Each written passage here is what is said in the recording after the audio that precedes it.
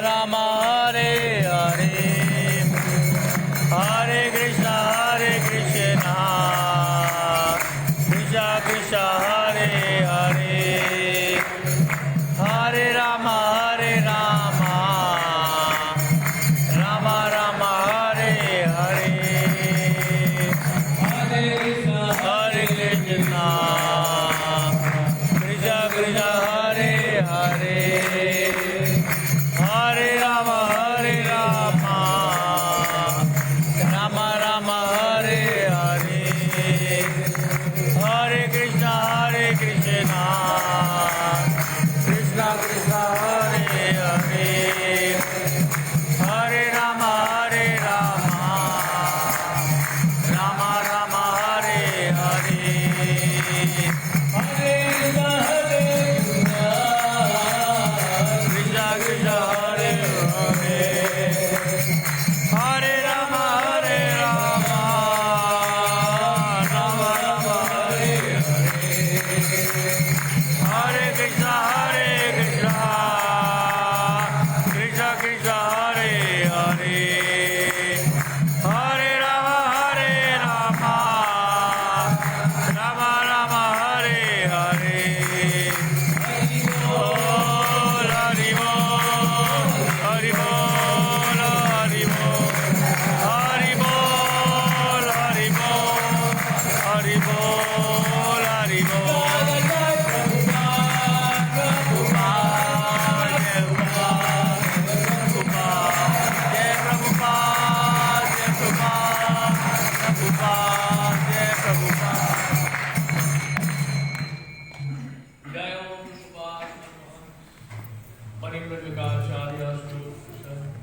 श्री श्रीमद वायुदेव सभा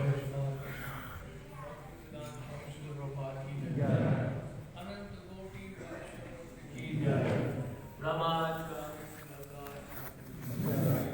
प्रेम से कहो श्री कृष्ण चैतन्य प्रभु नित्यानंद श्री अद्वैत गदाधर शिवासादि गौर भक्तवृंद की जय श्री श्री राधा कृष्ण गोपीनाथ श्याम कुंड राधा कुंड गिरि गोवर्धन की जय गंगा माई की जय यमुना माई की जय वृंदे देवी तुलसी महारानी की जय हरिनाम संकीर्तन की जय जगन्नाथपुरी धाम की जय मायापुर नवदीप धाम की जय ब्रजमंडल वृंदावन धाम की जय Srila Prabhupada translatory book distribution की जय समवेत भक्त वृंद की जय ऑल ग्लोरीज टू द सप्रेम हरे Krishna all glories to the separate devotees Hare Krishna all glories to Sri Guru and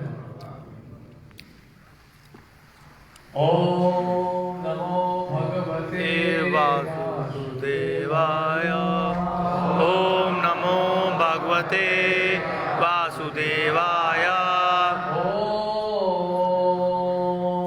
Namo Bhagavate Vasudevaya Om Namo भगवते वासुदेवाय ओम नमो भगवते वासुदेवाय ओम नमो भगवते वासुदेवाय नारायणं नमस्कृत्य नरं चैव नरोत्तमं देवीं सरस्वतीं व्यासं ततो जयमुदीरये नमस्कृत्य भद्रेषु नित्यं भागवत सेवया भगवती उत्तम श्लोके भक्तिर्भवति नैष्ठिकी श्रीमद् भागवतम स्कंद 5 अध्याय 16 श्लोक संख्या 20 और 21।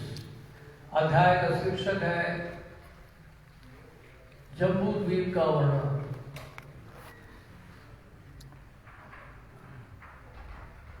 तो शब्दार्थ केवल पढ़ेंगे और अनुवाद और अर्थात पढ़ेंगे।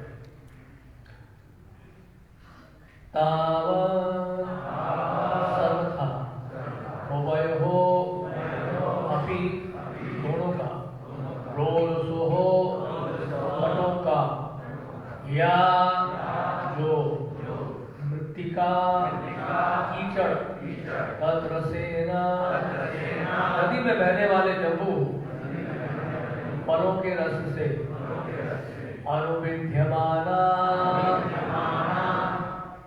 संपृक्त होकर वायु अर्क संयोग विपाकेन वायु तथा रूप की रासायनिक क्रिया के फलस्वरूप सदा सदैव अमरलोकाभरणम जो सर्वलोक में निवास करने वाले देवताओं के आभूषणों के लिए प्रयुक्त होता है। जाम्बूनलम जाम्बूनल नामक सुवर्णम स्वर्ण भवती बन जाता है। यह जो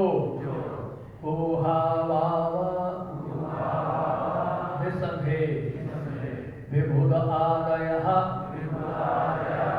देवता सह साथ युवती अपनी युवा पत्नियों के मुकुट कटक चूड़ियां कटिसूत्र करधनी आदि इत्यादि आभरण सभी प्रकार के आभूषणों के रूपेण रूप में खलु निश्चय ही धारयन्ति धारण करती है।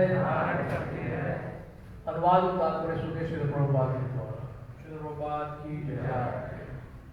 जम्बू नदी के दोनों तटों का कीचड़ जामुन फल के बहते हुए रस के सिक्त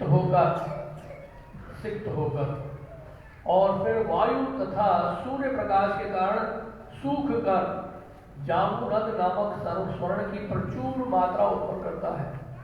स्वर्ग के निवासी स्वर्ण का उपयोग विविध आभूषणों के लिए करते हैं।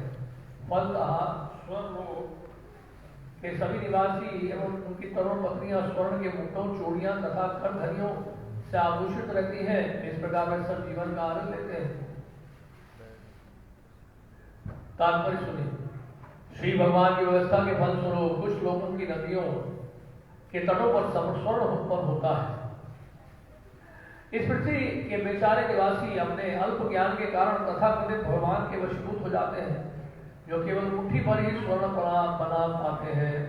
कहता ऐसा माना जाता है कि भौतिक जगत के उच्चतर लोकों में जम्बू नदी के तटों का कीचड़ जामुन के रस के साथ मिलकर सूर्य प्रकाश एवं वायु की प्रक्रिया के कारण प्रचुर मात्रा में स्वर्ण उत्पन्न करता है।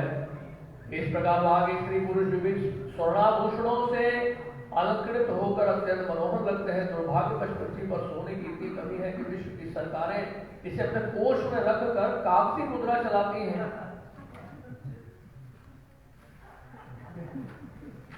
क्योंकि ये मुद्रा स्वर्ण पर आश्रित नहीं रहती, इसलिए कागजी नोटों के रूप में वितरित धन व्यर्थ होता है। तो भी सांसारिक प्राणी भौतिक उन्नति पर इतना इतराते हैं। आज के युग में कन्याएं तथा स्त्रियां सोने के बजाय प्लास्टिक के आभूषण धारण करती हैं। सोने के पात्रों के बजाय प्लास्टिक के बने पात्र काम में लाए जाते हैं। किंतु फिर भी मनुष्यों को अपनी संपत्ति पर अत्यधिक गर्व है। इसलिए इस युग के मनुष्यों को मंदः सुमंदमतयो मंदभाग्या भागवत में 1:10 में कहा गया है। तात्पर्य यह है कि वह श्री भगवान के ऐश्वर्य को ना समझ पाने के कारण अत्यंत मंद एवं नीच है। उन्हें सुमंद मतयः कहा गया है, क्योंकि वे इतने मूर्ख है कि मुट्ठी भर सोना बनाने वाले धूर्त को ईश्वर मान बैठते हैं। पास में सोना न होने से वे अत्यंत दरिद्र होते हैं, इसलिए उन्हें अभागा माना जाता है। कभी कभी अभागे पुरुष भाग्यशाली स्थान प्राप्त करने के लिए स्वर्ग लोग जाना चाहते हैं। जैसा कि श्लोक में कहा गया है कि तो भगवान के शुद्ध भक्तों की रुचि ऐसे है ऐश्वर्यमती रंच भर भी नहीं होती। दरअसल कभी कभी भक्त जन तो स्वर्ण के रंग की उपमा चमकीली सुनहरी निष्ठा से देते हैं। Yellow stool, golden stool. Shri Chaitanya Mahaprabhu के भक्तों को स्वर्ण आभूषणों में मनोहरी रूप से अलंकृत स्त्रियों के द्वारा आकृष्ट न होने का उपदेश दिया है। न धनम न जनम न सुंदरी। भक्त को चाहिए कि वह ना तो स्वर्ण से न सुंदर स्त्रियों को तथा न ही अनेक अनुगामियों के होने से आकृष्ट हो। अतः श्री चैतन्य महाप्रभु ने गुप्त रूप से प्रार्थना की है मम जन्मनि जन्मनीश्वरे भवतात् भक्ति अहितृकी त्वयि। मेरे प्रभु मुझे अपनी अहित की भक्ति प्रदान करें, मुझे और कुछ भी नहीं चाहिए। भक्त बहुत जगह से छुटकारा पाने के लिए प्रार्थना करता है, प्रार्थना कर सकता है, यही उसकी एकमात्र कामना। ऐनंद तनुज किंकर परितम मां विषमे भवाम्बुधो कृपया तव पाद पंकज सित धूलि सदृशम विचिंतया। विनीत भक्त भगवान से ही प्रार्थना करता है, कृपा करके अनेकानेक भौतिक ऐश्वर्य से पूर्ण भौतिक जगत से मुझे उबार कर अपने चरणामृत की शरण में ले रख ले। नंददास ठाकुर प्रार्थना करते हैं, आह प्रभु नंद सुतो वृषभानु सुतो जुतो करुणा करो यही बात नरोत्तम दास कोए न ठेली राग पाए तुम बिन के अच्छे अमान। हे प्रभु, हे नंद महाराज के पुत्र, आप मेरे समक्ष वृषभानु की पुत्री श्रीमती राधारानी सहित खड़े हैं। मुझे अपने चरण कमल की धूलि के रूप में स्वीकार करें, मुझे ठुकराए नहीं, क्योंकि मेरा अन्य कोई आश्रय नहीं है। इसी प्रकार से प्रबोधानंद सरस्वती बताते हैं, स्वर्ण मुकुट तथा अन्य आभूषणों से अलंकृत देवताओं का स्थिति आकाश कुसुम से अधिक नहीं है। त्रिदश पूरा आकाश पुष्पायते। भक्त कभी भी ऐसे ऐश्वर्य से लालायित नहीं होता है, वह तो मात्र भगवान के चरण कमल की धूलि बनने की आकांक्षा रखता है। ओम अज्ञानतिमिरस्य ज्ञानाञ्जनशलाकया चक्षुरुन्मीलितं येन तस्मै श्रीगुरवे नमः। श्रीचैतन्यमनोभीष्टं स्थापितं येन भूतले स्वयं रूपः कदा मह्यं ददाति स्वपदान्तिकम्। वाञ्छाकल्पतरुभ्यश्च कृपासिन्धुभ्येव च पतितानां पावनेभ्यो वैष्णवेभ्यो नमो नमः। जय श्री कृष्ण चैतन्य प्रभु नित्यानंद श्री अद्वैत गदाधर शिवासादि गौर भक्तवृंद। हरे कृष्णा कृष्णा कृष्णा हरे हरे, हरे राम राम राम हरे हरे।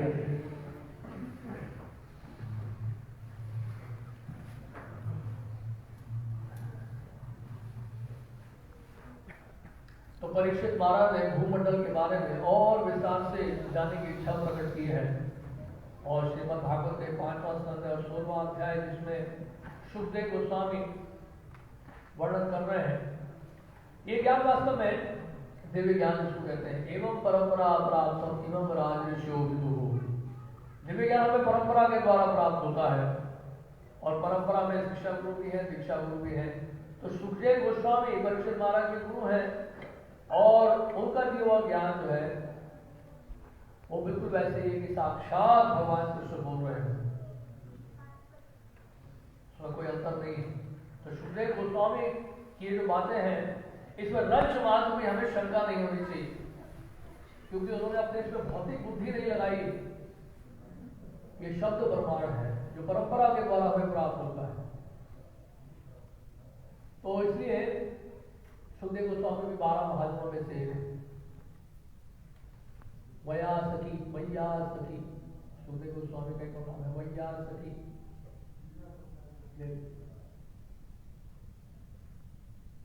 लेकिन ये सुखदेव गोस्वामी का ही कहना है, माया गुण विभूत है। इसी अध्याय के कुछ पहले श्लोकों में वर्णन आया कि प्रकृति को समझना या बहिरंगा शक्ति को समझना, मेटीरियल एनर्जी को समझना जो है, उसकी सीमा को समझना बहुत कठिन है, संभव नहीं है। लेकिन तो हमें कहते हैं कि मैं प्रयास करूंगा इसका वर्णन करने के। लेकिन भगवान की लीलाओं को समझना तो हमारे कल्पना से परे है, इसलिए उसको अचिंत्य बोला जाता है। केवल भक्ति के मार्ग से ही समझा जा सकता है। भक्त्या माम भी जा रहा थी, लेकिन ये जैसे गीता जी उदाहरण किया है भगवान को, हमारे कल्पना से परे। 7 साल का बालक गीता जी को कैसे धारण कर सकता है? हमारी भौतिक इंद्रिय वहां तक पहुंच ही नहीं सकती। हम इस बात को इन भौतिक इंद्रियों से, इस भौतिक बुद्धि से हम लोग नहीं समझ पाए। और श्रद्धा ही हमारा आधार है भक्ति का, गुरु साधु और शास्त्र में श्रद्धा। और ये मानना है कि भगवान कृष्ण की अचिंत्य शक्ति है, अचिंत्य इनकंसीवेबल पोटेंसी। तो महाभारत ने ये लिखा कि अचिंत जो है, अगर जो भी कुछ अचिंत है, जो हमारी चिंता से परे है, उसमें तो तर्क नहीं करना चाहिए, उसको श्रद्धा से स्वीकार करना चाहिए। बच्चे को तर्क नहीं करना चाहिए अपने माँ कि क्या सबूत है, क्या प्रमाण है कि मेरे पिता है। तर्क करने का कोई फायदा नहीं।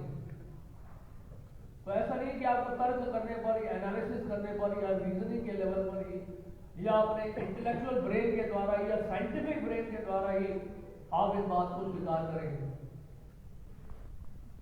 ये भी एक नंबर की बेवकूफी है। तो इस प्रकार से सोचते हैं, तो कहीं ना कहीं हमें अपने श्रद्धा को लागू करना होता है, श्रद्धा से स्वीकार करना पड़ता है, क्योंकि ये वैदिक शास्त्र जो है वेद वाक्य भगवान की वाणी है। श्रीमद् भागवतम प्रमाण अवलंब, और ये है प्रमाण। श्रीमद् भागवत ही अपने आप में सर्वोपरि प्रमाण है। तो यहाँ पे ये बताया गया है इस अध्याय में भूमंडल के बारे में चर्चा हो रही है। भूमंडल के बारे में ही प्रश्न पूछा उन्होंने। तो भूमंडल जो है एक कमल के फूल के सदृश है, कमल सदृश है, और उस भूमंडल में उसके मध्य में एक द्वीप है, उसको जम्बू द्वीप कहते हैं। जम्बू द्वीप, नवद्वीप नहीं है ये, जम्बू द्वीप। नवद्वीप तो लगता है कि भारतवर्ष में है और पृथ्वी में है, लेकिन है नहीं नवद्वीप। यहाँ नवद्वीप तो वहां है, यहाँ है नहीं।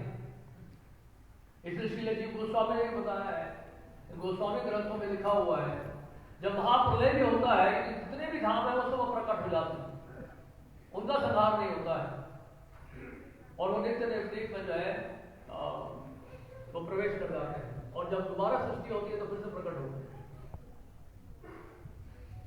तो नवद्वीप तो यहाँ का नहीं है, लेकिन जम्बू द्वीप की बात चलती है यहाँ पे।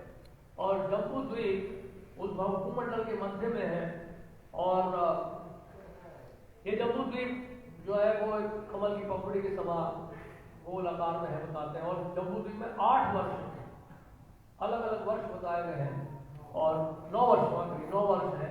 और इसमें जो उत्तरी दिशा में मध्य में इलावर्त वर्ष है, और उत्तरी दिशा में 3 वर्ष बताए गए हैं। गुरु वर्ष, हिरण्यमय वर्ष, हिरण्यमय वर्ष और नवमय वर्ष। ठीक है, ये उत्तरी दिशा में नॉर्दर्न साइड पे है। और बीच में हो गया इलावर्त वर्ष। इलावर्त वर्ष में यहाँ पे सुमेरु पर्वत है, और इलावर्त वर्ष के जो है ये जम्बू द्वीप के मध्य में है इलावर्त वर्ष। ठीक है ना। और उसके दक्षिण दिशा में हरिवर्ष है, किंपुरुष वर्ष है, और भारत वर्ष है जहाँ बैठे हुए। भारत वर्ष को पहले अभिनव वर्ष कहा जाता है, लेकिन बाद में भरत नारायण के नाम से जाना कहते भारत वर्ष कहला जाता है। पूरा पृथ्वी जो है भारत वर्ष कहला जाता है। तो जम्बू द्वीप पे भारत वर्ष से बोलते हैं ना, संकल्प लेते हैं कई बार जब, तो उसमें बोला जाता है। तो ये भारत वर्ष के ऊपर हिमालय पर्वत है, हिमालय पर्वत की दक्षिण दिशा में। तो हिमालय के पर्वत के पास, तो इस प्रकार जो है दक्षिण दिशा में, इलावत के दक्षिण दिशा में कह सकते हैं हरिवर्ष, किंपुरुष वर्ष, भारत वर्ष, ये सब। अब इसमें कई प्रकार के पर्वत भी हैं जो चारों तरफ सुमेरु पर्वत के इर्द है। चारों पर्वत, ये 4 प्रकार के पर्वत बताए गए हैं, जैसे मंदरा पर्वत, मेरु मंदरा पर्वत और सुपर्श पर्वत, कुमुद पर्वत। तो ये इलावत वर्ष या फिर मेरु पर्वत के दक्षिण दिशा में कह सकते हैं, वहां पे मेरु मंदरा पर्वत है, मेरु मंदरा पर्वत। और वहां पे एक वृक्ष है जिसका नाम है जम्बू वृक्ष, जम्बू वृक्ष। और जम्बू वृक्ष के जो फल है वो एक फल जो है हाथी के आकार के बराबर है, उतना बड़ा है। अब बोलो ये क्या बकवास, फल होता है हाथी के बराबर। आप जितने भी भाग बैठे हैं सब मिलकर भी उसको पा सकते हैं, इतना बड़ा फल है। तो इसमें झगड़ा हो सकता है, क्योंकि एक ही फल होगा, नहीं बताने में मुश्किल बात होगी। और वो कई बार फल गिर जाता है तो फिर क्या होता है, उसमें से जूस बनता है उसमें, और जूस की नदी बन जाती है, उसको जम्बू नदी कहते हैं। और जम्बू नदी तो आज के श्लोक में बताया गया है, जम्बू नदी। तो जम्बू नदी के, ये जम्बू नद जिसको कहते हैं, तो जम्बू नदी के पास जो मिट्टी है या रेती को कह सकते हैं मिट्टी, वो उसमें नमी आ जाती है और नमी वो सूख जाती है। कैसे? वायु के प्रभाव से या फिर सूर्य के प्रकाश के प्रभाव से। और उसके बाद जब सूख जाती है तो फिर क्या हो जाता है, और वो सोने में बदल जाती है, गोल्ड। और सोना कौन उठाता है? देवतागण नहीं, तरुण पत्नियां जो है उनकी, उनको वो सोना मिलता है, सोने के आभूषण बनाए जाते हैं। तो इस तरह से अगर आपको सोना मिल जाए, यमुना नदी बह रही है, पास में सोना पड़ा हो इस तरह से, कितना अच्छा रहेगा नहीं? लेकिन ऐसा होगा नहीं। तो और ये सोना तो हमें दिखता भी नहीं है। सुमेरु पर्वत ही अपने आप में सोने का पर्वत है, सोने का पर्वत है। हमारे सोने तो स्वयं गौरव महाप्रभु है। तब तक कांचन गौरांगी राधे सुंदरी विश्वभानु सुते देवी प्रणमामि हरिप्रिय। राधा रानी गौरव की है और हमारे गौरव महाप्रभु भी जो है गौरव है। तब तक कांचन गौरांग गोल्डन। वो भजन में भी आता है ना, शायद एक लाइन आती है, पंक्ति आती है, सोनार पर्वत जे झूलाते लौटाए। नहीं, तो जब वो जमीन पे लौटते हैं भावावेश में, तो क्या होता है? ऐसा लगता है कि सोने का पर्वत है, कि गोल्डन जो माउंटेन है वो जमीन पर इस तरह से लौट रहा होगा। तो इस प्रकार ये तो गोल्ड बहुत डिमांड में है। आजकल एक तोला सोना कितने का है? वो 50,000 70,000 रुपए का।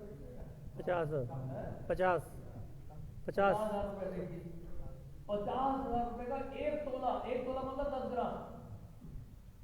10 ग्राम सोना 50,000 रुपया। सोच देखिए,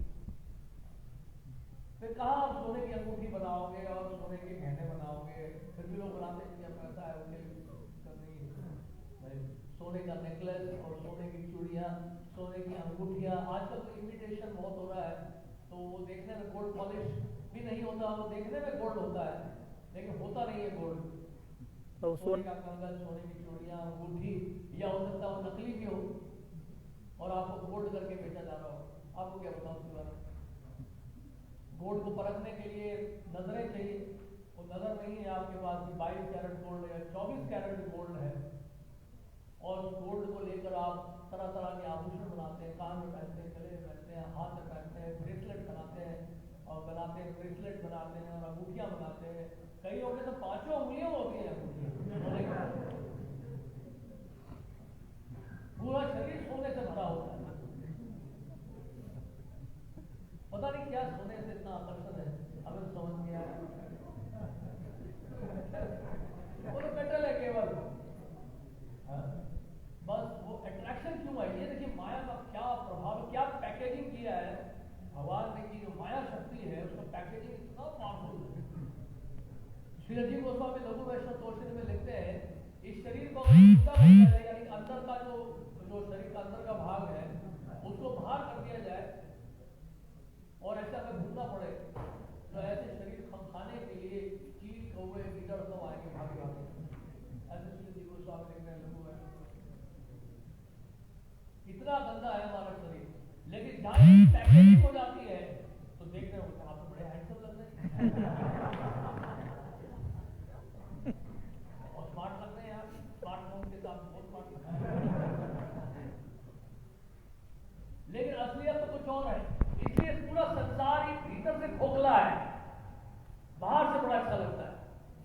इसलिए वो सोने का पर्वत, ओ कैसा होगा, सोने की नदी, वहां में सोना पड़ा है नदी के पास, सोने के गहने पहनेंगे, सोने की अंगूठियां पहनेंगे, सोने का चेन पहनेंगे, वाह वाह मजा आ रहा है, आनंद आएगा।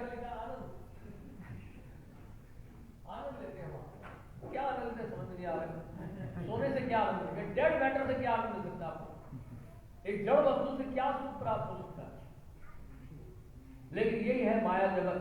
माया के प्रभाव से आपको जो नहीं है उसको मान लेते हैं कि है, ये तो माया है, इल्यूजन ये है जरूर, लेकिन जो नहीं है उसको मान लेना है।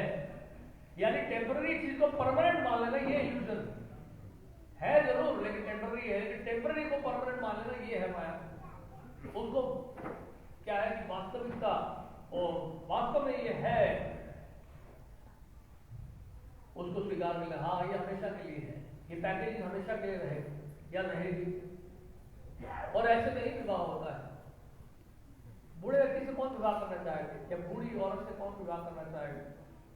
विवाह तो युवावस्था में होता है, पैकेजिंग अच्छा होता है उसमें। जब पैकेजिंग खराब हो जाता है वृद्धावस्था में, तो एक दूसरे से घृणा हो जाती है, लोग दूर हो जाते हैं एक दूसरे से, घृणा हो जाती है, होता कि नहीं? तो ये सब माया का प्रभाव है। तो इसलिए यहाँ पर जम्मू नदी जाने की इच्छा ना करें, नाम में वहां सोना लेना जाते। हमारे पास तो गौरव महाप्रभु है, सोने का पर्वत यही है, और ये नाचता हुआ सोना है, डांसिंग गोल्डन माउंटेन, नृत्य करने वाले स्वर्ण जो है क्या कहते हैं, गौरव महाप्रभु है। तो इसलिए हमें और कहीं जाने की आवश्यकता नहीं। और हमारे गोस्वामीगण देखिए, उन्होंने तो इन सबको ऐसा त्यागा जैसे कि समझ लो मल की तरह। जैसे भरत महाराज के बारे में श्रीमद् भागवत में दिया है, 5वें स्कंद में, भागवत के 5वें स्कंद के 14वें अध्याय के 43वें श्लोक में भरत महाराज के लिए बता रहे, यो दुष्टजान सुतान सुहृत राजम हृदि स्पृशः जम्मो युवैव मलवत् उत्तम श्लोक लालसः। भरत महाराज जी के लिए बोला है। तो भरत महाराज जी ने अपनी युवावस्था में सबका त्याग कर दिया, परित्याग कर दिया, राज्य त्याग किया। क्या क्या त्याग उन्होंने? दार सुतान, पत्नी को त्यागा, बच्चों को त्यागा, सुहृद अपने प्रिय मित्रों को त्याग दिया, राज्य को त्याग दिया, संपत्ति को त्याग दिया, राज्य को त्याग दिया, सब कुछ त्याग दिया। और राज्य में क्या खजाना नहीं होगा, धन नहीं होगा, सोना नहीं होगा, हीरे जवाहरात नहीं होंगे, राजा का खजाना कितना होता है, वो सब त्याग दिया। जम्मो युवैव मलवत् उत्तम श्लोक लालसः। और कैसे त्याग किया उन्होंने? जैसे कोई मल त्यागता है, मल त्यागने के बाद, मल त्याग के पश्चात पहले तो मल को त्यागते हैं, और उसके बाद मल त्याग के पश्चात निष्ठा को त्याग दिया जाता है। कहने का मतलब तो पीछे मुड़ के नहीं देखते। मल को त्यागना ही है, आप ना चाहने पर भी आप त्यागोगे, प्रकृति का बुलावा जब होगा। लेकिन उसके बाद त्यागने का मतलब है कि आप उसका दर्शन दोबारा नहीं करना चाहते। त्यक्त्वा तूर्णमशेष मंडलपति श्रेणीं सदा तुच्छवा भूत्वा दीनगतेशकौ करुणया कौपीन कंठाश्रितौ गोपी भावरसामृतागलहरी कल्लोलमग्नौ मुहुर् वन्दे रूप सनातनं रघुयुगो श्रीजीव गोपालको त्यक्त्वा तूर्णमशेष मंडलपति श्रेणीं सदा तुच्छवत्। कौन? श्री रूप गोस्वामी, श्री सनातन गोस्वामी, मंडलपति, ऊंचे ऊंचे पद, कितने धनी थे, 22 लाख सोने की मुद्राएं थी श्री रूप गोस्वामी के पास, नाव भर का सोने की मुद्राएं, कागज के नोट नहीं। आज का वर्ल्ड का जो रिचेस्ट आदमी है, उसके पास कितना हो, 130 कितना है बिलियन डॉलर, 180 हो गया। अच्छा चलो आपको एग्जैक्ट फिगर पता है, 180 बिलियन डॉलर कागज के नोट, सारे कागज के नोट ही है। पेपर, देखिए क्या माया का प्रभाव है। वो देखिए, हो सकता है कि चलो सोने की मुद्राएं देखकर हो सकता है कि हमारे अंदर लालच आता है, कागज के नोट देखकर भी लालच आ रहा है। माया वहां घुस गई है। माया बहुत प्रभावशाली है, और माया जानती है अच्छा इन्होंने कलयुग में कागज के नोट बनाए धन के लिए, चलो इसी में प्रवेश कर जाते हैं हम, इसी के लिए आपस हो जाएगा, इसी के लिए लड़ाई झगड़ा होगा, इसी के लिए युद्ध होगा, इसी धन के लिए, कागज के नोट के लिए। उसमें लिखा हुआ है, उस कारण से क्या होता है, जीवन बढ़ गई। एक बच्चे के सामने आप 1 रुपए का सिक्का रखो और $1000 का नोट रखो, तो बच्चा पूरी संभावना है कि वो सिक्का ही उठाएगा, वो 1000 रुपए का नोट नहीं उठाएगा, क्योंकि वो 1000 रुपए का जो नोट है, यानी $1000 का जो नोट है, उसका महत्व नहीं समझता है बच्चा, इसलिए सिक्का बड़ा अट्रैक्टिव लगता है। लेकिन जैसे जैसे बड़ा हो जाता है, माया का प्रभाव बढ़ता जाता है, और उसको लगता है नहीं कागज का नोट है वो ज्यादा महत्वपूर्ण है उस सिक्के से,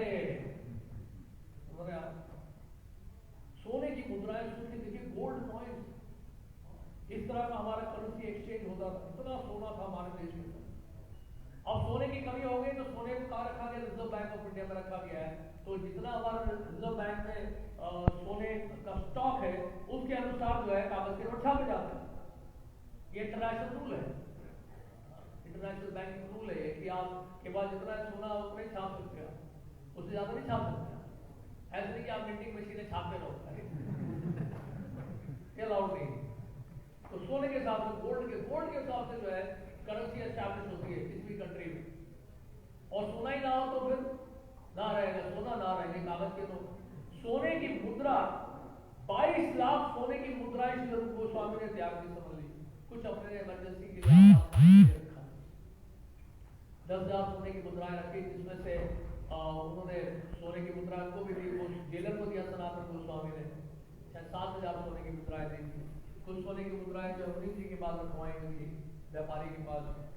22 लाख सोने की मुद्राएं, आधा उन्होंने धन दे दिया, जिनको ब्राह्मणों को वैष्णव को दे दिया, और 25% जो है उन्होंने परिवार के सदस्यों के लिए रखा, 25% आपातकालीन स्थिति है। तो इस तरह से उन्होंने बहुत ध्यान से अपनी बुद्धि लगाकर उन्होंने विभाजन किया, उन्होंने धन को बांटा ठीक से। लेकिन क्यों?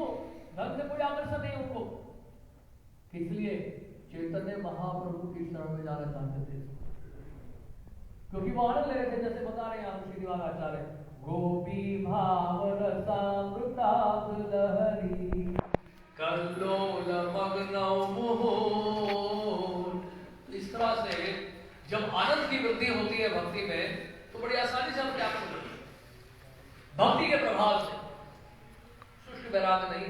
रघुनाथ दास गोस्वामी ने कितने बड़े जमींदार के पुत्र, और सालारों की आयु थी 20 लाख सोने की मुद्राएं, जिसमें 8 लाख सोने की मुद्राएं सरकार को देना होता था, फिर 12 लाख सोने की मुद्राएं एक ही लड़का केवल श्री रघुनाथ दास गोस्वामी, सब कुछ छोड़ के कहा चले गए? जगन्नाथ गौरव महाप्रभु। और की पत्नी कैसे थी? ऐसे कि देवलोक की अप्सरा, और इतना अपार धन बड़ी आसानी से त्याग दिया श्री रघुनाथ दास गोस्वामी ने चैतन्य महाप्रभु के पास जाने के लिए। तो ये जब आनंद आता है, भक्ति का आनंद आता है, तो वैराग अपने आप स्वतः ही प्रकट होता है। तो इस तरह से एक उदाहरण है। इसे सनातन गोस्वामी भी जब कारागार से निकल गए और वहां एक स्थान में पहुंचे थे जहां पर उनको रहना पड़ा एक स्थान में एक रात के लिए। और उस रात जब क्या हुआ कि उस गेस्ट हाउस का जो था, वो क्या कहते हैं उसको, उसका नाम मैं भूल रहा हूँ, भूमिका का मतलब होता है जमींदार या जो प्रॉपर्टी एस्टेट वाला जो ओनर होता है, भूमिका में। हमारे इलेक्ट्रिशियन का नाम भी भौमिक, वो भौमिक का मतलब यही है, भूमिका या भौमिक। तो उसका मतलब यह है कि प्रॉपर्टी का जो एस्टेट का जो ओनर है, प्रॉपर्टी कंसल्टेंट या प्रॉपर्टी डीलर या प्रॉपर्टी ओन करने वाला, तो वो भूमि का जमींदार, तो वो उसका एक गेस्ट हाउस वहाँ रह रहे थे। और साथ उनके सेवक भी थे, शायद ईशान था उनका नाम है, तो साथ में रह रहे थे। अब वो जो वहाँ पे जोशी था, उसने जाके भूमिका को बता दिया इस व्यक्ति के पास सोने की मुद्राएं हैं 8। तो वो क्या करते थे, यात्रियों को खूब खिलाते पिलाते थे, बलि का बकरा चढ़ाते थे और खूब खिला पिला के मार के बस आप फसल में। और जोशी ने बता दिया था। तो ये प्रोग्राम था, तो बहुत सेवा की सनातन गोस्वामी की, वो भौमिक ने बहुत सेवा की, खूब खिलाया पिलाया, बहुत सम्मान दिया। सनातन गोस्वामी भी डिप्लोमेट रह चुके हैं और प्रधानमंत्री रह चुके हैं गौड़ देश के, और समझ गए कि इतने जो है क्या कहते हैं खातिरदारी क्यों की जा रही है, और इतने मक्खन भी मारा जाता है, मक्खन भी मारा जा रहा है, कुछ गड़बड़, बहुत ज्यादा फ्लैटरिंग हो रही है, इसके पीछे कुछ है रहस्य, लगता है इनको धन चाहिए, इसलिए ये समझ गए हमारे पास धन। ईशान को बोला है तो दे दो जितना भी धन, तुम्हारे पास धन है कुछ? हाँ है। क्यों लेकर आए थे तुम? चलो दे दो कुछ। तो सनातन गोस्वामी के कहने पर ठीक है दे देता हूँ, लेकिन मन में थोड़ा लालच बना हुआ था। इतना आसान थोड़ा है धन दान त्यागने। धन अगर कोई त्यागता है उसके लिए बहुत बड़ा कलेजा चाहिए, और बड़ा कलेजा। तो वो 7 सोने की मुद्राएं थी 8 में से। तो फिर उसके बाद सनातन गोस्वामी ने कहा कि आप ये धन ले लीजिए, हमें छोड़ दीजिए, हमें जाना है। और वो बहुत हृदय पिघल गया, तो संत आदमी होंगी, तो महात्मा है, महापुरुष है, ये धन अपने आप ही दे दिया, समझ गए हमारे क्या कार्यक्रम है। सनातन गोस्वामी जो है, जब उन्होंने कहा ऐसे, वो बेचारे का हृदय पिघल गया, नहीं नहीं नहीं, उन्होंने कहा कि महात्मा जी ऐसा है, मुझे बहुत बड़ी गलती हो गई है, आप मुझे ये धन नहीं चाहिए, आप ले लीजिए, बस आप हम संस्था में दिखा दें। उन्होंने कहा नहीं, आप ये धन ले लो, एक रास्ते में और कोई लूट लेगा हमें। ये बेवकूफ जो है सोने की मुद्रा के साथ लेकर आया, तो उन्होंने फिर ले लिया। और उसके बाद जब आगे चल पड़े, तो फिर आगे जब निकले, तो सनातन गोस्वामी तो बहुत विद्वान व्यक्ति हैं, वेरी वेरी इंटेलिजेंट, भाग लिया उन्होंने। सनातन गोस्वामी को पता था कि जोशी ने कहा था कि 8 सोने की मुद्रा है, ये तो 7 ही दी है, इसका मतलब 1 सोने की मुद्रा और है, तुम्हारे पास एक और सोने की मुद्रा है क्या? उन्होंने कहा हाँ। उन्होंने कहा प्रभु हाँ, मेरे पास 1 सोने की मुद्रा है, तो वापस जाओ, मेरा रास्ता अलग है, तुम्हारा रास्ता अलग है, अब तुम्हें मेरे साथ आने की कोई आवश्यकता नहीं है, ये भोग त्याग का जीवन नहीं चलेगा एक साथ, जाओ वापस। और उसके बाद सनातन गोस्वामी फिर मान सकेंगे, तो कहने का मतलब ये है। और देखिए सनातन गोस्वामी का त्याग, चैतन्य महाप्रभु देखिए, वो तो फिर भी एक कंबल उन्होंने रखा हुआ था, उनके क्या नाम थे, उनका नाम बोल रहा हूँ, श्रीकांत, उनकी शायद क्या थे, ब्रदर इन लॉ थे, जीजा थे। तो श्रीकांत जी ने उनको एक कंबल दिया था, उन्होंने कहा कि देखिए जो भी है, ठंड का मौसम है, आगे आपको बहुत ठंड लगेगी, कंबल ले लीजिए। कंबल ले लिया, सनातन गोस्वामी कंबल लेकर चले गए, तो ठीक है। और महाप्रभु की शरण में जब गए, चंद्रशेखर आचार्य के घर पे पहुंचे बनारस में, और चंद्रशेखर आचार्य ने देखा कि ये कोई बाहर खड़ा है, बाबा खड़े दाढ़ी रखकर। चैतन्य महाप्रभु समझ गए कि बाहर से आए हुए हैं सनातन गोस्वामी। चैतन्य महाप्रभु स्वयं बाहर चलकर आए, उनका आलिंगन किया, उनके बारे में पूछा, सनातन गोस्वामी के लिए कहा इनको नए वस्त्र दीजिए, इनको धुलाइए और शेव और दाढ़ी। आज तो दाढ़ी रखने का शौक है बहुत, ये नया फैशन शुरू हो गया। वैसे बदसूरत लग रहे हो आप, और दाढ़ी लगा के खूबसूरत हो जाओगे आप,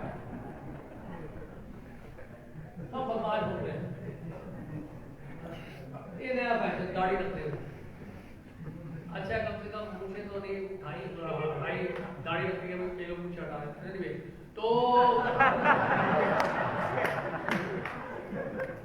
क्या बता रहे थे, तो सनातन गोस्वामी ने दाढ़ी हटाई, बाल हेड शेव किया, नहा धोकर आ गए, फिर उनके बाद वो कंबल अभी भी था, बहुत महंगा कंबल था।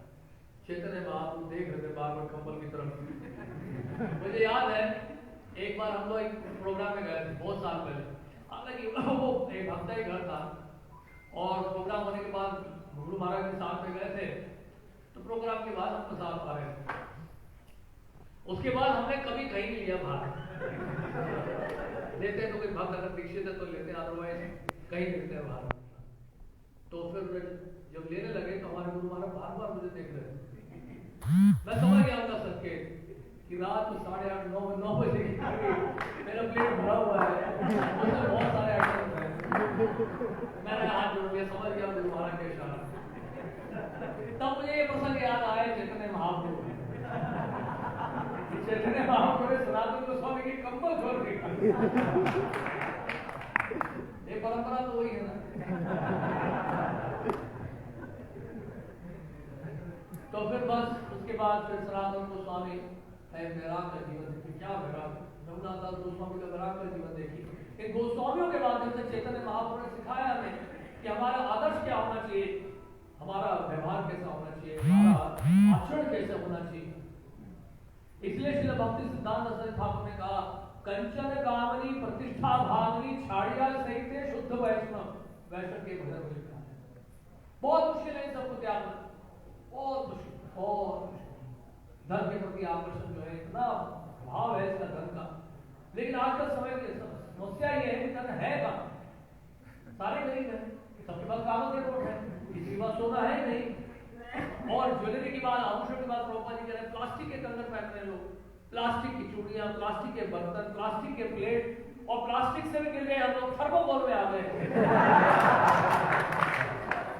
थर्मोकोल जानते कैसे बनता है? अगर आप देख लोगे तो बाहर थर्मोकोल की प्लेट निकल के हमने तो बैन किया हुआ है, और गलती से आगे आ जाता तो हम फेंकवा देते हैं।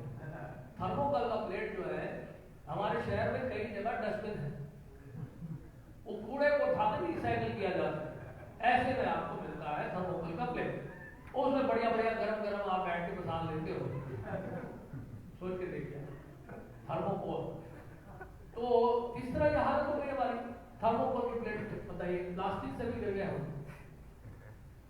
भागवत में शास्त्र में लिखा है इसको आयरन एज, ये लोहे का युग है, और लोहा भी प्लास्टिक का भी नहीं, और थर्मोकोल का युग हो गया,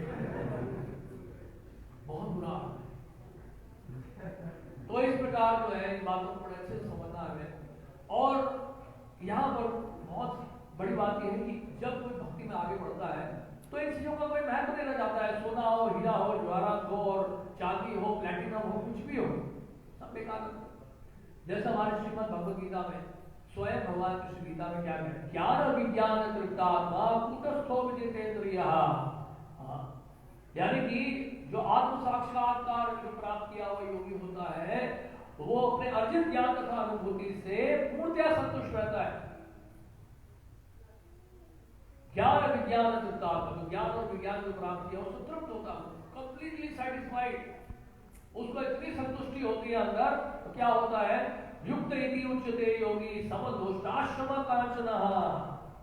तो उस व्यक्ति के लिए क्या है, कंकड़ हो, पत्थर हो या सोना हो, वो सब एक समान, तो कोई फर्क नहीं पड़ता है गोल्ड है या नहीं, क्योंकि असली धन उसके पास है।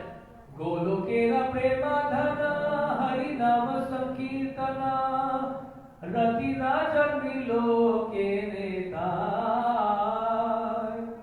नरोत्तम दास ठाकुर लिखा है कि असली धन तो गोलोक धाम से आया है, और वो है हरि नाम संकीर्तन। बोले हरे कृष्णा कृष्णा कृष्णा कृष्णा हरे हरे, हरे राम राम राम हरे हरे। ये असली सोना है, असली धन ये। जीवन ठाकुर जो है काशी में थे, महादेव के बहुत बड़े भक्त, और जीवन ठाकुर उन्होंने महादेव के दर्शन प्राप्त किए। शिव जी बड़े दयालु हैं, आशुतोष हैं।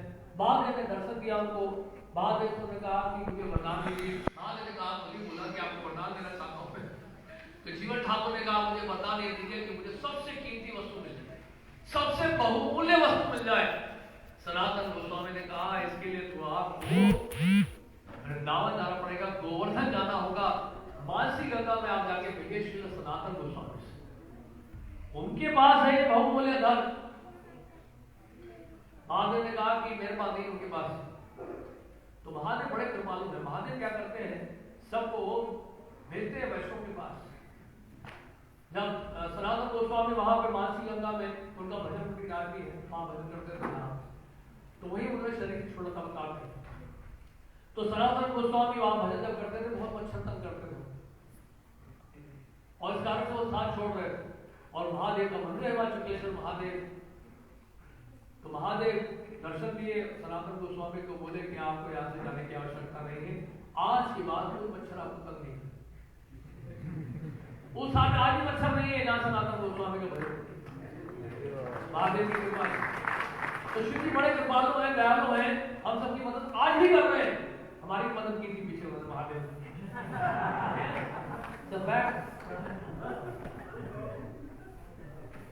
भक्तों के लिए विशेष प्रेम है शिव जी का, महादेव का। तो महादेव ने कहा, भाई आप जाओ गोवर्धन जाओ, मानसी गंगा में आपको मिलेगी श्री सनातन गोस्वामी। श्री सनातन गोस्वामी के पास गए, मुझे याद नहीं कि मैंने कब जोक सुनाया, लेकिन पता नहीं एक रात में जोक सुना था, जोक के ऊपर एक जोक याद हो गया। एक बार ऐसी कथा चल रही थी और सब लोग हंसे, सब लोग जोर जोर से हंसे, सब लोग जोर जोर से हंसे, एक व्यक्ति नहीं हंसा। आज हम देख रहे एक व्यक्ति हंसा है और कोई नहीं हंसा है। तो जो एक व्यक्ति हंसा उसने पूछा, भाई तुम ही क्यों हंसे, बाकी क्यों नहीं हंसा कोई? व्यक्ति ने बताया कि वास्तव में उस दिन आपने जो जोक सुनाया था आज मैं समझ में आया। ऐसे होती है, मैं ऐसे सुना दी बीच में भटक गया मैं। तो सनातन गोस्वामी और वो जीवन ठाकुर सनातन गोस्वामी के पास पहुंचे। उन्होंने कहा कि महात्मा जी, महाराज जी, मैंने सुना कि मुझे महादेव ने आपकी बात भेजा। महादेव ने आपको बात भेजा? मेरे पास महादेव ने आपको भेजा?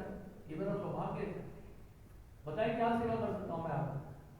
उन्होंने कहा कि महाराज जी ऐसा है कि महादेव ने कहा था कि सबसे कीमती वस्तु आपके पास ही, और मैंने बहुत तपस्या की थी, उन्होंने मुझे वरदान देना था, तो उन्होंने कहा कि अगर मुझे सबसे कीमती वस्तु चाहिए तो आपके पास ही मिलेगी, इसलिए मैं काशी से यहाँ पर आया हूँ ब्रज में आपके पास गोवर्धन में। तो फिर जीवन ठाकुर ने कहा और सनातन गोस्वामी ने कहा जीवन ठाकुर को, अच्छा ये बात है, आपको सबसे कीमती वस्तु चाहिए, वहां से ले लो कूड़ेदान, वहां पर रखा हुआ है स्पर्शमणि टच स्टोन। टच स्टोन क्या होता है? जिस धातु के टच में आएगा वो स्टोन नहीं रह जाएगा, वो मेटल गोल्ड बन जाएगा, वो सोना बन जाएगा। और क्या चाहिए आपको बताइए? घर में जहां जहां मेटल टच करके सोना बनाते हो, ये हो गए। कोई नौकरी की आवश्यकता नहीं, जॉब करने की आवश्यकता नहीं है, अपना सब सोना बना लो, अपना माला करो बैठ।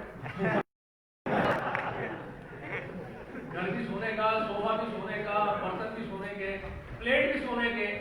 राजगुरु को बताया गया कि सारे बर्तन प्लेट जितने भी सब सोने के थे, और बताते हैं कि वो लोग प्रसाद पाने के बाद वो सब प्लेट फेंक देते जैसे पत्थर फेंक, थर्मोकोल के प्लेट फेंक, तुम्हारा नहीं कुछ कर देते उसमें, झूठा समझ। अब फेंकोगे आप सोना? 1,50,000 रुपए का फेंक के दिखाओ, बाहर यहाँ तक बच जाएगा सोने के पात्रों के लिए। तो सनातन गोस्वामी ने कहा जीवन ठाकुर को, सनातन गोस्वामी ने कहा देखो ऐसा है, वहां पड़ा है कूड़ेदान में, ले लो कूड़ेदान। वो इतना बुद्धिमान नहीं था तो उसने ले लिया। मुझे क्या मिला? स्पर्शमणि मिला, कमाल हो गया। अब तो हर 10 कदम में सोना बनाऊंगा, जहां धातु मिलेगा उसका सोना बनाऊंगा, पूरे संसार का सोना बना दूंगा मैं। अपने घर को मैं परोपकार का कार्य करना चाहता हूँ, केवल अपने को नहीं, घर को नहीं, अपनी जायदाद और संपत्ति को नहीं, पूरे संसार को सोने से भर दूंगा मैं। तो फिर बस वो निकल पड़ा, और गोवर्धन बरस से जो बाहर निकलने लगा, उसके मन में एक बात घटी, तुम एक नंबर के बेवकूफ। महादेव ने वास्तव बताया, शिव जी ने आगे उनको बताया, तुमने तो बहुत बड़ी बेवकूफी की है, तुम ये क्या लेके जा रहे हो? बोलते महादेव ने सबसे कीमती वस्तु दी है, यह टच स्टोन स्पर्शमणि, जिस धातु को भी छूगा वो सोना बन जाएगा। तुम एक नंबर के बेवकूफ। ये कहाँ रखा हुआ था? तो कूड़ेदान में सबसे कीमती वस्तु रखी जाती है। हाँ ये बात तो सही है। तो फिर जीवन ठाकुर वापस आए, महात्मा जी आपने तो हमें अच्छा बेवकूफ बनाया, हमने कहा बेवकूफ बनाया, कुछ सबसे कीमती वस्तु थी आपने दे दिया, आपको सोना नहीं बना इससे, तो बना तो सही, लेकिन एक बात समझ में नहीं आए महात्मा जी, महाराज जी आपने जो स्पर्शमणि को कूड़ेदान में डाल के रखा। सनातन गोस्वामी ने क्या कहा कि ये स्पर्शमणि का स्थान तो वही है, और क्या रखूं मैं? तो बोलते नहीं महात्मा जी, महादेव ने दर्शन दिया मुझे और कहा कि आपके पास इससे भी बहुमूल्य वस्तु है, आप इसको कूड़ेदान में क्यों रखे? अगर सबसे कीमती वस्तु अगर ये है तो सनातन गोस्वामी ने कहा कि आपको कीमती वस्तु चाहिए तो सबसे पहले स्पर्श मणि को, टच स्टोन को उठाओ, स्पर्श पत्थर को उठाओ और उसको फेंक दो वहां बाजी में, उठाए फेंक दो। बड़ा दुख हो रहा था यार, एक मिला तो वो भी गया, कोई लगेगा बस। फिर सनातन गोस्वामी ने अपने थैली से माला निकाली और बताया ये है असली धन। हरे कृष्णा कृष्णा कृष्णा हरे हरे, हरे राम राम राम हरे हरे। तो इस तरह हम लोग समझ सकते हैं कि इस संसार में अगर आपको कुछ भी मिली, इसलिए स्वर्गलोक भी अगर जाते हैं, शिण्य पुण्य मृत्युलोक विशंति तीर्थम भुक्त्वा स्वर्गलोक विशालम, स्वर्गलोक में अपार सुख है, बहुत सुख है वहां पर। स्वर्गलोक का वर्णन अगर आप सुनेंगे तो हो सकता है हमें से कई लोग मारा छोड़ दो। बहुत सुख है वहां पर, विशाल सुख बोले भगवान ने गीता स्वयं बोल रहे हैं, एतम भूत्वा स्वर्गलोक विशालम, बहुत विशाल सुख, लंबी आयु है, इंद्र के बहुत सारे साधन है, और क्या चाहिए आपको? किसी चीज की कमी नहीं है वहां पे, रोग नाम लगभग ना के बराबर है ही नहीं। कोई असुर राक्षस आक्रमण कर दे तो वहां पर अश्विनी कुमार है, बेस्ट डॉक्टर है, उनके जैसा कोई डॉक्टर ही नहीं है, बैठ तुरंत इलाज होगा उसी समय की, और कोई हॉस्पिटल की जरूरत नहीं है वहां, कोई टॉयलेट की आवश्यकता नहीं, पता ना आपको, जो भी बातें सब खुद में बदल जाती है। वहां कुकिंग कोई नहीं करता है स्वर्गलोक में, किचन नहीं है वहां पे, किसी की किचन की आवश्यकता ही नहीं। ऐसे नहीं कि वहां पे हमारी तरह कुक कर रहे हो, आवश्यकता नहीं। तो इतनी सारी सिद्धियां हैं, you are almost like God. लेकिन क्या है, शून्य पुण्य मृत्यु लोकम विशुद्धि, और जैसे पुण्य क्षण होता है वापस आना पड़ेगा, तो ठीक। तो इसलिए क्या है कि हम लोग को जो कुछ समय का जो सुख है, या कुछ समय का जो धन है, या कुछ समय की जो संपत्ति है, उसके पीछे हमें नहीं लगना है। तो यहाँ पर चैतन्य महाप्रभु के श्लोक उदित कर रहे श्रील प्रभुपाद, ना धनम ना जनम स सुंदरी कविता जगदीश कामे मम जन्मनि जन्मनीश्वरे भवतात्। इसे चैतन्य महाप्रभु ने अपने आचरण से सिखाया। यहाँ तक महाराज प्रताप रूपी चैतन्य महाप्रभु से मिलने की कितनी कोशिश कर रहे थे, भगवान के भक्त है वो, गौरव महाप्रभु के बहुत ही निकटतम प्रिय भक्त, लेकिन क्योंकि राजा थे तो चैतन्य महाप्रभु से दूर रहे, उसे मिलने के लिए तैयार नहीं हो रहे। देखिए कितना सावधान रहना पड़ता है। इनके बाद धन है बहुत, उनके माया भी बहुत है, इससे प्रचारकों को, भक्तों को बहुत सावधान रहना चाहिए ऐसे धनी लोगों के पास जाने से। यानी कि सुखदेव गोस्वामी की जो सुखदेव गोस्वामी के जो सुझाव है, श्रीमद् भागवत ने बताया कि ऐसे लोगों के घर पे उतना ही समय बिताना चाहिए कि जितना समय लगता है दूर में, उससे अधिक समय नहीं। ये नहीं वहां बैठ के हम क्रिकेट मैच भी देख रहे हैं और उनके साथ लंच और डिनर भी कर रहे हैं और बोल रहे शायद एक रात भी रुक जाए वहीं पे, क्योंकि प्रीचिंग करनी है आप। तो इसे बड़ा सावधान हमें रहना चाहिए। तो यहाँ पर ये बातों का बहुत ध्यान रखना है। तात्पर्य जो है श्रील प्रभुपाद जी का बहुत ही सुंदर तात्पर्य प्रभुपाद ने जो लिखा है, और इस तात्पर्य में यही बता रहे श्रील प्रभुपाद कि जो सोने की मुद्राएं हैं, या फिर जो है प्लास्टिक का कटोरा है, या प्लास्टिक के प्लेट्स हैं, या थर्मोकोल के प्लेट्स हैं, दोनों में कोई अंतर नहीं। इसलिए चाणक्य पंडित ने कहा मात्रवत परदारेषु परद्रव्येषु दोषवत् आत्मवत् सर्वभूतेषु यः पश्यति सब। परद्रव्येषु दोषवत्, दूसरे की प्रॉपर्टी, दूसरे की संपत्ति, दूसरे का धन देखे तो कैसा लगे? लोष्ठवत्, लाइक स्टूल। तो बस अगर आपको पता चल जाए कि आपके जीवन का लक्ष्य क्या है, जीवन का लक्ष्य अगर भगवान के प्रेम, भगवान भगवत प्रेम प्राप्त करना है, भगवान की प्रेममय सेवा प्राप्त करना है, और अगर दिन प्रतिदिन हमारे नाम का आकर्षण बढ़ जाए, नाम का रुचि बढ़ जाए, तो फिर ये आकर्षण नहीं रहे। आकर्षण इसलिए बना रहता है क्योंकि हमारा नाम में आकर्षण नहीं, भगवान के रूप में आकर्षण नहीं, भगवान की लीलाओं में आकर्षण नहीं, इस हरि कथा में श्रीमद् भागवत में आकर्षण नहीं। देखिए परीक्षित महाराज को देखिए, पूरा साम्राज्य त्याग किया भागवत श्रवण के लिए, बताइए पूरा साम्राज्य। अब प्रश्न उठता है परीक्षित महाराज पूरा साम्राज्य त्याग दिए हैं और यहाँ पर प्रश्न पूछ रहे सृष्टि के बारे में, जम्बू द्वीप के बारे में, भूमंडल के बारे में प्रश्न कर रहे हो? नहीं, कुछ ही दिन रह गए उनके शरीर छोड़ने के, और प्रश्न कौन सा पूछ रहे हैं? भूमंडल के बारे में। ऐसा क्यों?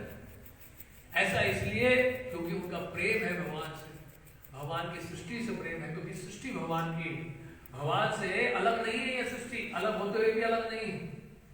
इसलिए क्या है कि भगवान के जो भक्त होते हैं वो किसी से बैर नहीं रखते हैं, किसी से द्वेष नहीं करते हैं, भगवान की संपत्ति जो है उससे भी प्रेम करते हैं। इसलिए नहीं कि खुद को भोगना है, बल्कि उस संपत्ति को भगवान की सेवा में लगाना।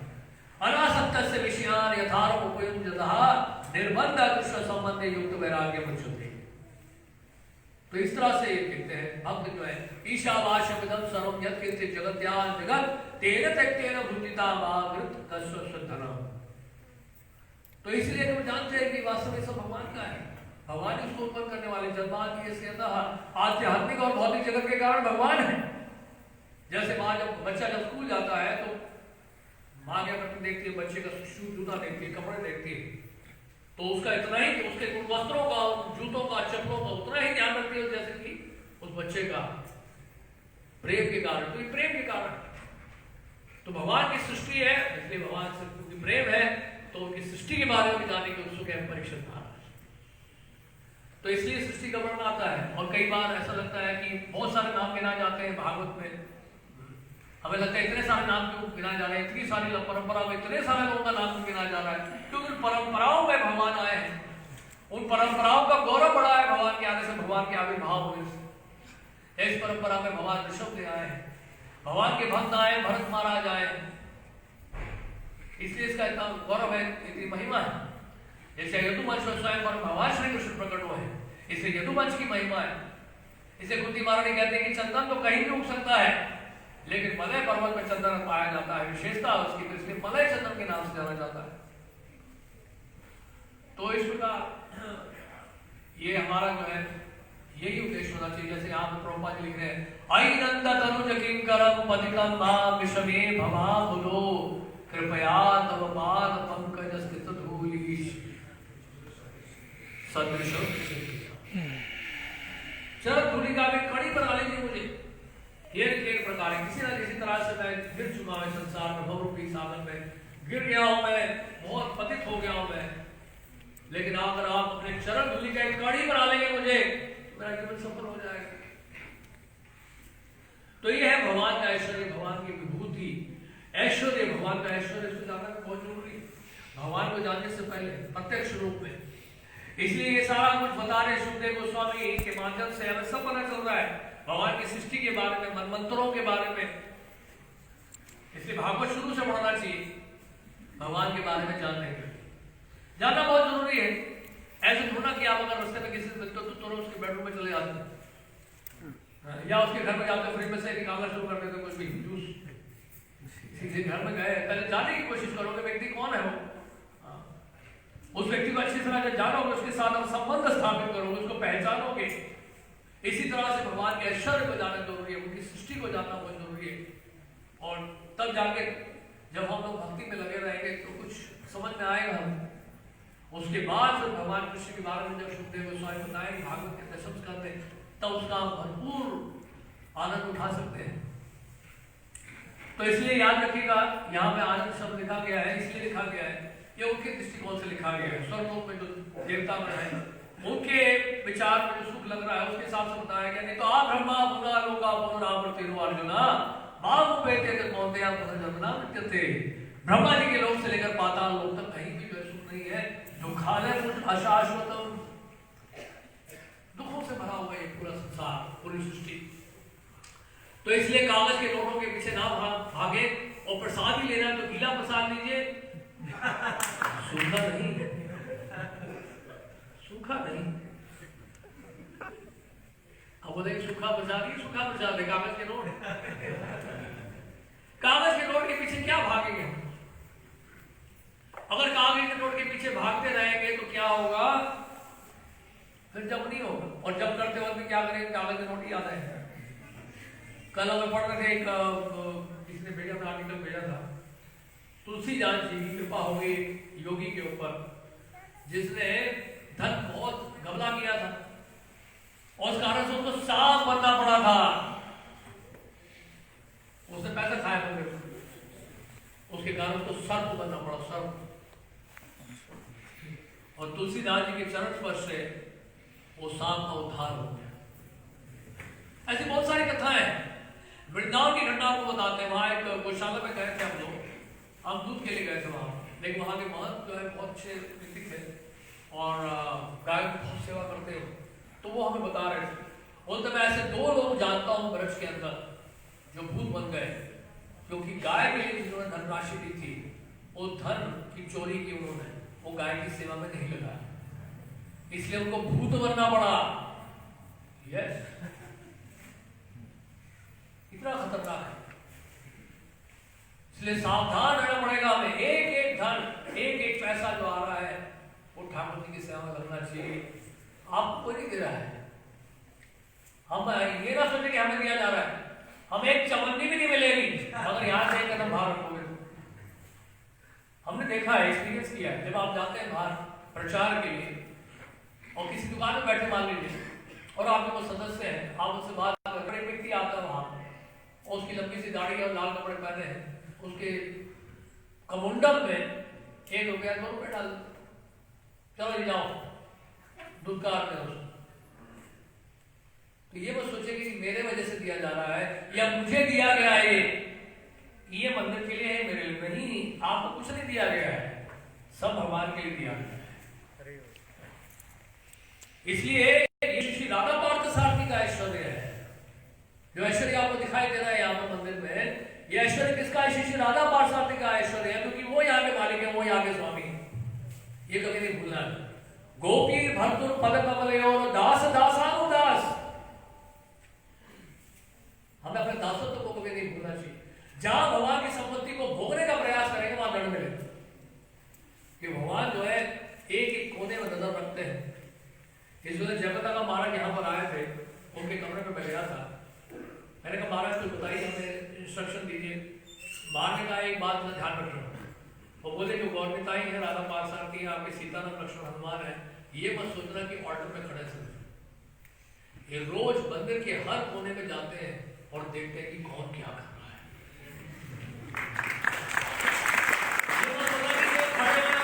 देख रहे हैं और उसके बाद बस जैसे टेंपल और खाली हुआ तो सब अपने कार्य में मशरूफ हो गए, नहीं। ये मंदिर के हर कोने में जाते हैं और देखते हैं कि कौन क्या कर रहा है, और ये भी देख रहे हैं कि इसने क्या किया है। सूखा प्रसाद भी देख रहे हैं। इसलिए बहुत सावधान रहना पड़ेगा हमें, क्योंकि लक्ष्मी तो केवल नारायण की सेवा में लग सकती है, हमारी सेवा में नहीं लग सकती।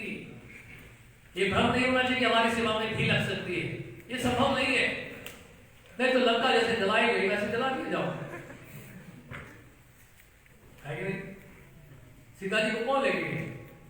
भक्त नहीं, रावण। तो रावण ही अगर बनना है तो ले जाओ। इससे बहुत सावधान रहना पड़ेगा। एक व्रत की कथा बताते हैं कि एक बार वैश्य ने जो है अपना वैश्यवृत्ति त्यागी और उसका धन जो है अपना गोविंद देव जी के मंदिर में लगा दिया, अपना सारा धन दे दिया ब्राह्मणों को खिलाने के लिए, ब्राह्मणों के लिए प्रसाद और सारा पैसा उन्होंने दे दिया। लेकिन मैं अभी पाप का जीवन नहीं बिताना चाहती हूँ, तो ये मैं सारा धन दे रही हूँ गोविंद देव जी की सेवा, राधा गोविंद देव जी के मंदिर में। तो एक प्रकार कथा बताई जाती है, तो वहां पे सारा धन दे दिया।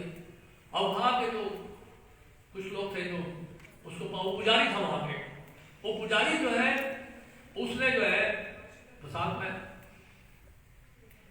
और प्रसाद पाया तो उसको फिर बहुत बुरे बुरे सपने आने लगे, और रात को एकदम से उठ गया हो, और रात को उठ के जो है ठाकुर जी घर में जो है हीरे जोरार जो भी थे ठाकुर जी को पहनाया गया था, वो सब उठा के थैले में डाल के जा रहा था। और रात को निकला, जैसे ही थोड़ी दूर गया और एकदम से वापस आ गया। वो तो ये क्या कर रहा था मैं,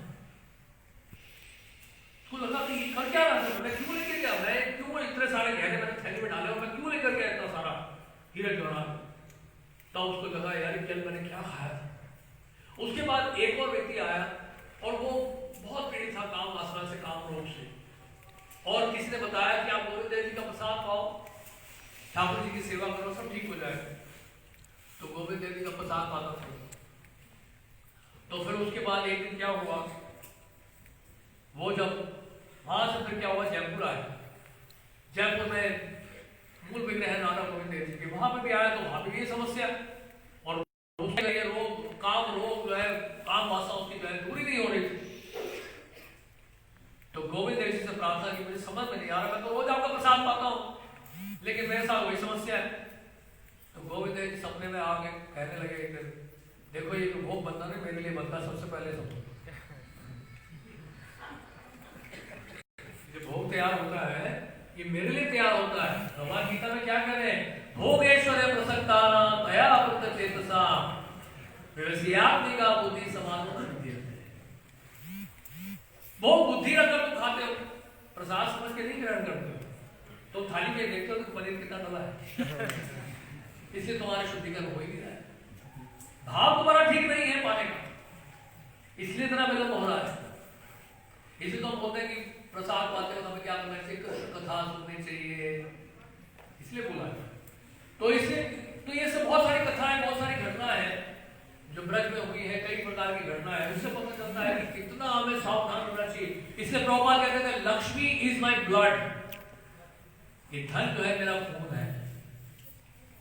एक एक धन का श्रील प्रभुपाद जी हिसाब लेते थे। मैं आपको बताता एक घटना बताता हूँ वृंदावन की। श्रील प्रभुपाद जी से कुछ भक्त आए थे मायापुर से, और कुछ भक्त आए थे शायद बॉम्बे में थे, शायद प्रभुपाद, हाँ, कुछ भक्त आए थे वृंदावन से, कुछ लोग आए थे मायापुर से। तो फिर जब मायापुर से जो भक्त आए तो उन्होंने अपना बताया कि प्रभुपाद हमें कंस्ट्रक्शन के लिए इतना धन चाहिए। उन दिनों क्या था कि प्रभुपाद ने सारा कंट्रोल अपने हाथ में रखा हुआ था। प्रभुपाद जी का सिग्नेचर चाहिए होता है, कोई भी बड़ा डोनेशन हो तो प्रभुपाद जी का सिग्नेचर ही चलेगा। प्रभुपाद उस समय धन के मामले में किसी पे विश्वास नहीं करते, बहुत कड़क थे प्रभु। तो प्रभुपाद के पास वो चेक आएगा, प्रभुपाद साइन करेंगे तभी होगा।